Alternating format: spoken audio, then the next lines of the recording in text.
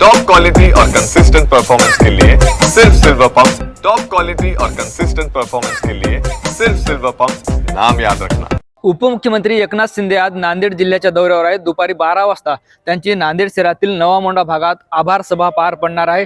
हेच त्या सभेचं मुख्य स्टेज आहे।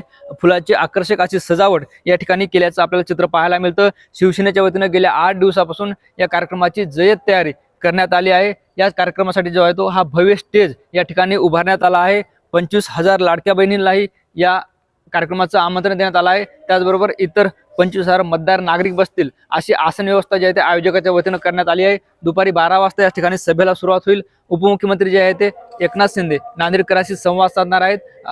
विधानसभा निवडणुकीत दिलेल्या यशाबद्दल नांदेडकरांचे आभार मानणार आहेत। त्याचबरोबर आगामी काळात होऊ घातलेल्या स्थानिक स्वराज्य संस्थेच्या निवडणुकीच्या अनुषंगाने एकनाथ शिंदे यांची ही सभा महत्त्वाची ठरणार आहे। आपण जर बघितलं तर नांदेडमध्ये विधानसभेचे 3 आणि विधान परिषदेचे 1 असे 4 आमदार आहेत आणि यात जे आहे ते अनुषंगाने ही सभा अत्यंत महत्त्वाची मानली जाते। आता उपमुख्यमंत्री एकनाथ शिंदे नांदेडच्या सभेतून काय बोलणार, ही स्थानिक स्वराज्य संस्था निवडणुकीची पायाभरणी ठरणार का, हेही पाहणं महत्त्वाचं ठरणार आहे।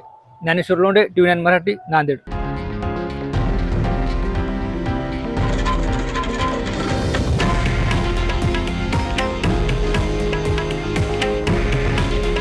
हे आहे देशातील नंबर 1 न्यूज नेटवर्क आणि आपण पाहत आहात TV9 मराठी।